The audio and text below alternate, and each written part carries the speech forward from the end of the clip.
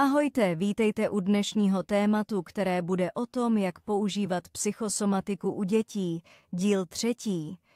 Jedná se o menší sestru druhé velké knihy Metafyzická anatomie, díl 1, kterou jsem napsala a která pojednává o psychosomatice pro dospělé. V tomto díle je 679 lékařských onemocnění a v tomto díle je pak myslím, že něco přes 400 dětských nemocí. Takže hodně lidí se mě ptá, jaký je mezi nimi rozdíl. Nejdřív začněme touto otázkou, protože je to skvělá otázka. Nezapomeňte, že jako dospělí jste měli celý život, abyste nashromáždili spoustu traumat, znáte své strategie zvládání toho, jak jste se přizpůsobili svému dětství a jak jste prostě žili svůj život, a pak také vliv vašeho prostředí hraje velmi velkou roli v tom, jak vaše biologické tělo reaguje a jak se mohou spustit určité nemoci. Takže dospělí měli mnohem delší dobu na to, aby žili a hromadili svá traumata a pozorovat, jak se tyto vzorce mohou začít projevovat i v jejich životě, zatímco děti ještě neprožili plnohodnotný život, takže když začnou být nemocní, začnou mít nemoci, odkud to vlastně pochází. A to je také důvod, proč jsem v této knize řekla: vaši předkové mluví, posloucháte? Tedy tato kniha hraje nesmírně velkou roli v tom, abychom se naučili porozumět vlivu vzorců od předků a tomu, jak mohou být určité vzorce předků, traumata a nemoci přenášeny dál a být spuštěny v životě dítěte, pokud jsou určité emocionální stresory a vliv prostředí ve stejné frekvenci nebo ve stejném nastavení, aby skutečně vyvolali a probudili určité projevy onemocnění. Kromě toho se v této knize zabývám také tím, co je nesmírně důležité, a to je 9 měsíců, které dítě stráví v děloze matky, protože to může také posílit nebo oslabit zdraví dítěte, nejen kortizol, který je k dítěti přiváděn z matky, kdy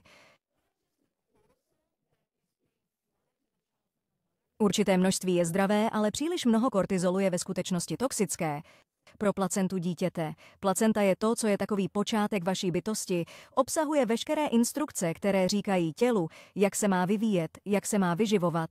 Všechno prochází skrze ní a pokud je vaše základní esence vašeho vývoje toxická, co si myslíte, že to s vámi udělá?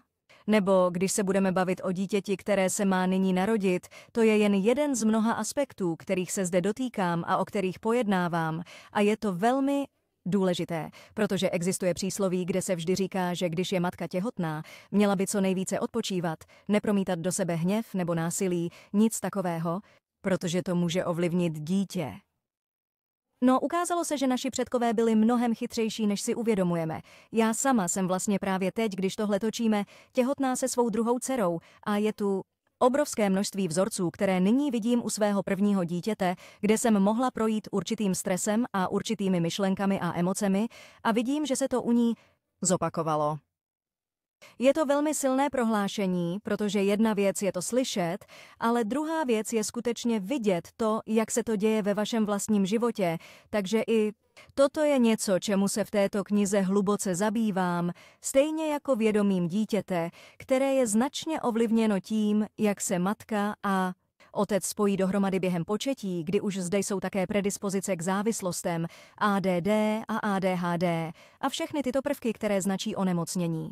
Ve skutečnosti ale, když se začnete dívat na to, co se skutečně děje ve vývoji dítěte, v jeho původu a jak se určité věci mohou projevovat, zpochybňuji spoustu věcí, které se projevují jako onemocnění. Kromě toho mi dovolte se jenom rychle ponořit také do toho, jak vlastně knihu používat. Takže na co je velmi důležité se podívat a zamyslet se, když máme onemocnění. Je to především evoluce naší linie DNA, která je navržena k přežití, a to se nazývá právo na život.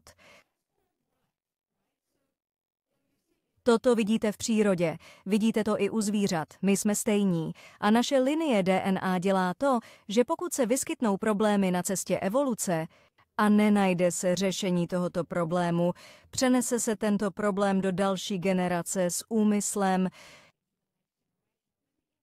toho, aby byl vyřešen. Někdy se problém může stát hlasitějším, větším nebo horším, aby donutil další generaci k akci a nápravě, protože Jakékoliv řešení, které použijeme na problémy v našem životě, toto poselství, toto řešení se přenáší do další generace.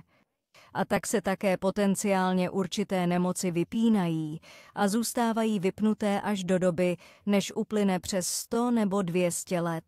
Toto řešení je důsledně uplatňováno a může se skutečně stát součástí nového programování a jazyka v linii DNA, že ano. Takže tehdy skutečně mluvíme o epigenetickém projevu, ale pokud nenajdeme řešení problému, bude se stále objevovat před námi různými způsoby. To proto někdy možná rodiče mají dítě a to dítě má nějaké onemocnění a oni se ptají jako, odkud to pochází, že? Není žádné vysvětlení od vašich předků, které by ukazovalo, proč je toto dítě nemocné. A to je ten moment, kdy určité emoční vzorce, určité emoční sebesabotující chování nebo nevyřešené trauma a psychologické trauma dosáhlo svého bodu vyjádření, kdy doteď to bylo jen o emocích a teď se to překlopí a přepne na potenciální onemocnění v kombinaci s vaším prostředím a tím, jak to může také ovlivnit a zhoršit emoční programování a biologické procesy. A jak potom matka během těhotenství interaguje se světem a také se svým vnitřním světem a jak se pak vy narodíte a jak vnímáte svět na základě těchto stavebních kamenů, které vám byly předány. Ano, máte základ přes i 300-400 charakteristik a platform, které jsou již nastaveny, ale skládáte se z něčeho víc než jen z tohoto. A právě tady přichází na řadu tato práce, na kterou je velmi důležité se podívat a nikdy nevylučovat možnost, jak určité vzorce mohou vyčerpat biologickou schopnost těla vyrovnat se a přežít s tímto emočním stresem, dokud nedosáhne toho zlomového prahu, kdy tělo začne špatně fungovat na fyzické úrovni, zejména pokud je to proto, že máme emoce ovlivňující náš imunitní systém, naše srdce, náš mozek a všechny tyto různé věci. Takže pokud je toto neustále pod napětím a není to vyřešeno, ovlivní to nakonec určitý orgán nebo část těla. Když se podíváte na tuto knihu, tak pod každým onemocněním najdete klíčové body a pod každým onemocněním vysvětluji psychosomatické vzorce a stres, který mohl zažívat předek, stejně jako matka nebo otec a zejména matka během těhotenství. A to je důležité prozkoumat. Samozřejmě se záměrem podpořit dítě, podpořit cestu rodiče k uzdravení, protože to poukazuje na určité momenty v životě člověka, kde mohlo právě dojít k traumatu a které jsou těmito sdílenými klíčovými body a měly by být také zkoumány z této perspektivy. To, jak se tyto body mohou objevit v životě rodiče nebo v životě dítěte. Takže ve zkratce jsou tyto body vlastně sdílené jako kombinace zděděných vzorců a měly by být také brány v úvahu a pozorovány tímto způsobem, protože klíčové body se neopakují. Když se podíváte na odpověď, která vás vybízí k prozkoumání a uvidíte, že podobné otázky jsou kladeny na různé nemoci, tak se podívejte na konkrétní klíčový bod, na který se ptám. Například mohu říci, podívejte se, zda se v této fázi těhotenství matka cítila tak nebo tak, například zda cítila ztrátu kontroly nebo bezmoc, kdy je nyní potřeba tento moment kombinovat s emocionálním vysvětlením, které jsem také sdílela, a psychosomatickým vysvětlením. A v bodech, kde byste si mohli myslet, no, nezeptali jste se na to právě u jiné nemoci? Odpovím ano, ale podívejte se na jinou část, se kterou to musíte zkombinovat, bude to jiné. A zásadním způsobem důležitý to bude mít vliv při hledání správné odpovědi. Tedy pro každého z vás, kdo si myslíte, že se to opakuje, tak vám úplně uniká smysl, jen jsem upřímná. Protože dostávám zpětnou vazbu a chápu, co říkáte, nicméně je velmi důležité, abyste pochopili, jak vlastně poskládat jednotlivé části dohromady.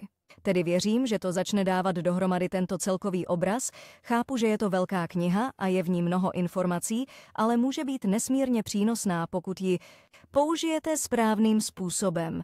Tak a teď jen rychle přejdeme k části, co udělat, jakmile budete mít potenciální odpovědi. Tedy je důležité najít emoční stres, zda se matka nebo otec vztahují k tomuto stresu nebo vaši předkové, zda ho možná rozpoznají. A pokud ano, můžete pak přejít na moje YouTube video řízeného léčebného sezení a tam si pak vše můžete projít a začít zpracovávat emoční stres ve vás. Protože nezapomeňte, že vy jako rodič máte také tu moc, že tím, že se uzdravíte, tak se to odrazí u vašeho dítěte. Proč? Protože buňky mezi sebou neustále komunikují. Proč zůstávají v kontaktu? Aby sdíleli věrohodná řešení, která lze aplikovat na problémy, které jsou součástí krásy naší evoluční existence.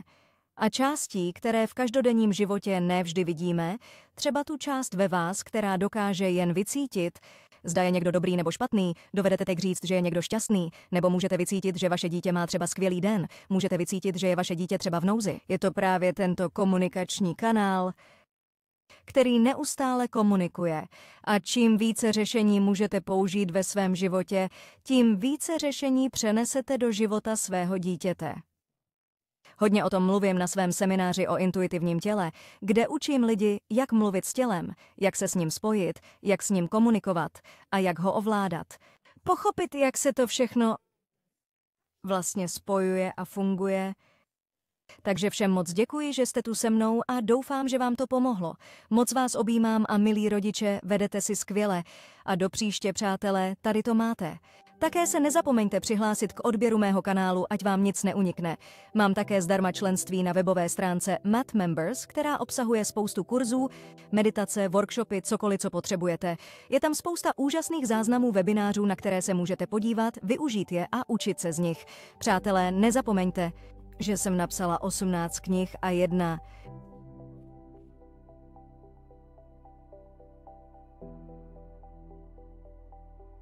z mnoha mezi nimi jsou metafyzická anatomie a psychosomatika pro děti.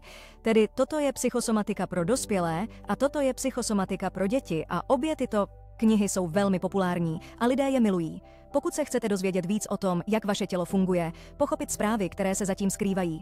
Víte, možná máte tu známou bolest, nebo možná vaše nějakou nemoc, která se vynořuje. Přátelé, tyto knihy pro vás budou naprosto cenné. Najdete je na adrese evetbooks.com, kde najdete i všech mých dalších 18 knih. A přátelé, také nezapomeňte dál klást všechny tyto skvělé otázky. Ráda odpovídám na vaše dotazy v rubrice Zeptejte se Evete, kde probíráme životní hádanky a životní výzvy a prostě odpovídám na otázky. Ráda bych se s vámi podělila o svůj pohled na věc a pomohla vám tak vyřešit možná určitá bolestivá místa, která možná také máte ve svém životě. Takže přátelé, nezapomeňte zůstat v kontaktu. Děje se tolik skvělých věcí. Je také opravdu úžasné, že tato kniha již existuje ve videoformátu. Představte si 679 medicínských nemocí ve videoformátu a také s meditacemi a léčebnými kurzy, workshopy, mistrovskými kurzy, vším, co je zatím na naší platinové členské stránce. Takže přátelé, nezapomeňte se na to podívat. Děje se tam tolik skvělých věcí. Se tam.